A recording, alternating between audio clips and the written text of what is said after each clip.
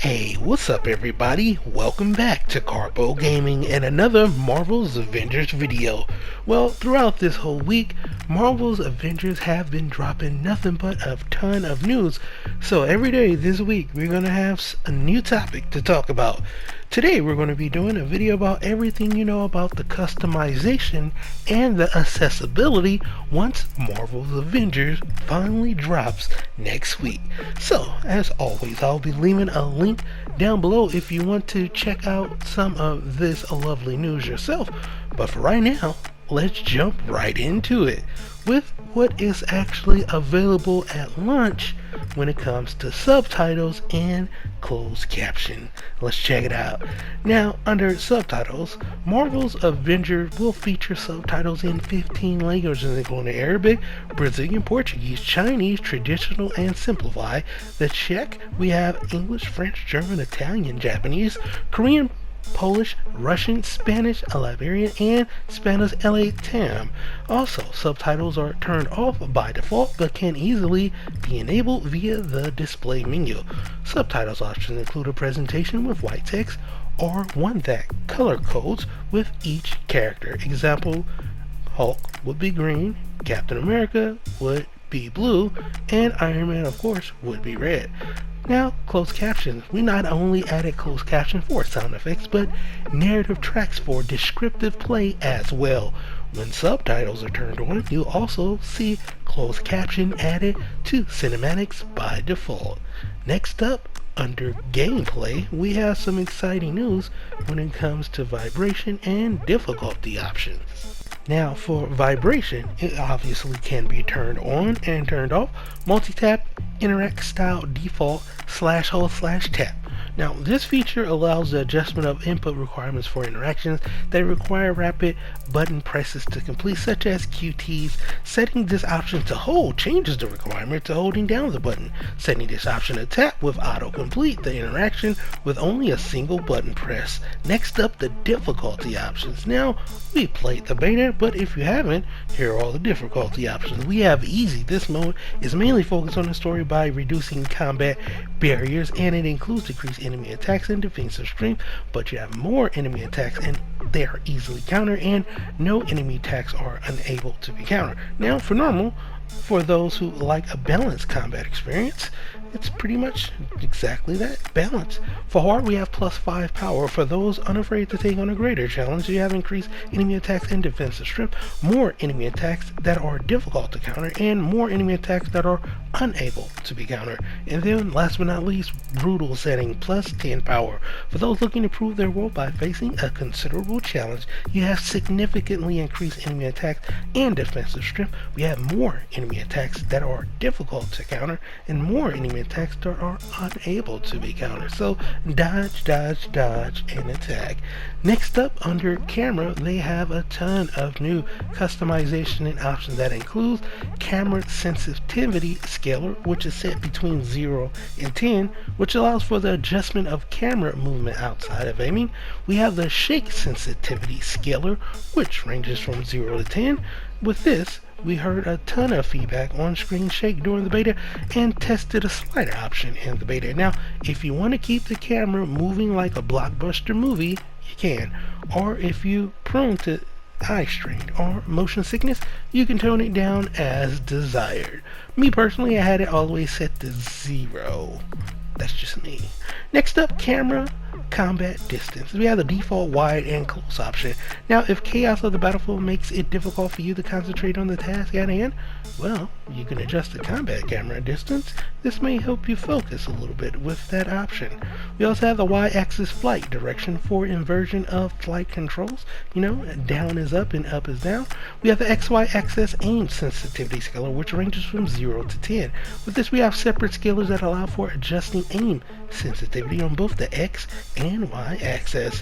Target lock manual can be toggled on and off. This option adjusts the behavior of the camera during combat. Now, when it's enabled, it will keep the camera's focus on the last target until the enemy is defeated, or until the camera is manually aimed at another combat. We received some great feedback about this feature during the beta and have implemented some improvements for the launch. and also they have targeting assistance. Now with this we have the off, light, and moderate / heavy.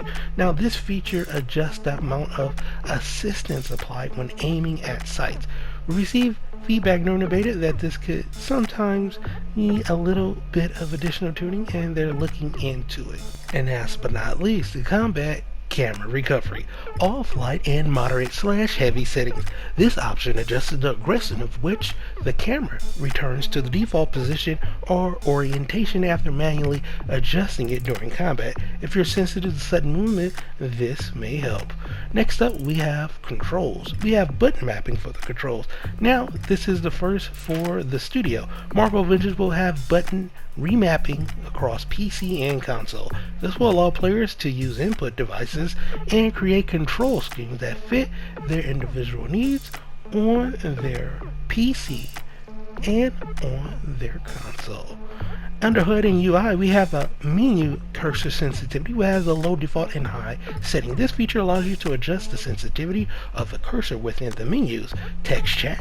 Currently, we support speech-to-text and text-to-speech chat on Xbox via the game chat description setting and through the PlayStation 4 companion application, PlayStation 4 second screen.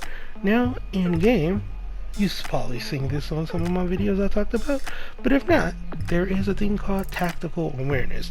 Now, triggering tactical awareness highlights points of interest, guides you to your next objective, and highlights AI or co-op companions. Hit this option if you ever need a reminder of where to go next or where some secret items just might possibly be. Also, auto-equip your best gear. This is an option that is pretty nice. Their game has a huge array of game and deep customization options, so if you're a fan of min-maxing your heroes, that's great. Now, if you're new to this style of game and find that the gear system is a little bit overwhelming and you just want to just kick back and just play the game and smash, don't worry about equipping the gear, then this is the option for you. You need to just hit this and it will equip your best gear. That is pretty cool. You will then forego the customization build out based on your favorite gear, perks, or upgrades. They guarantee that they will still offer you a lot of fun when you're playing with this option turned on. And last but not least, we have some more work in progress updates. Now, the work in progress updates, they have a high contrast mode UI, which sounds pretty cool. Now, while they hope to have this option ready for launch, it won't be ready. They lost a little bit of this option to get it ready for launch and the production time when they was transitioning from going to the studio to working from home. So they couldn't fit this option in for the launch, but it will be coming very, very soon. Now, with this high contrast mode UI, it is a feature that will make things easier to navigate the menus for low vision users or for those who prefer simpler interfaces. They've also added a few fixes left to ensure that this feature is ready to roll out. Now, we also have subtle sizing options. They also received a lot of feedback during the beta about options for adjusting the sizing of the subtitles, and they're already working on implementation, and this will also be coming in the future. We also have motion blur, which is a work in progress. Now, motion blur reduction was a common request during the beta. We've toned down the motion blur during combat as a result of the beta feedback, but they are still looking into additional options for this feature. But it is a slider or an on and off option. So this will also be something that we have to keep an eye on because motion blur is a very good option. And last but not least, they say we're also in the early stages of evaluating some customization options that could help reduce cognitive load based on feedback from the beta.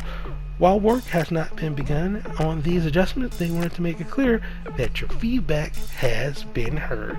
And speaking of feedback, if you ever want to get in contact, if you ever have any ideas, all you have to do is contact Crystal Dynamics directly at Crystal Accessibility at crystalald.com. I will leave a link down below, so if you want to check that out and get in contact with them and have some ideas, you can go ahead and you can do that too. But for right now, this is pretty much going to end it for the video. Now, don't forget, every day this week they will have something new to talk about. And I will be featuring all of this news as well as launch day right here at Karpo Gaming. So tomorrow they'll have an overview of online play detailing gear and cosmetics. So look forward to that. But for right now, once again, if you are new to this channel, hello and welcome. Don't forget to subscribe. But hey, look, if you really want to help out this channel in a video and help this community grow, you can do so by liking the video if you indeed like this video and leaving a comment down below.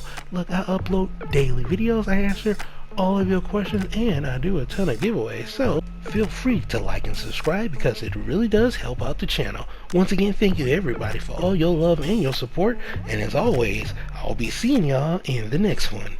Later.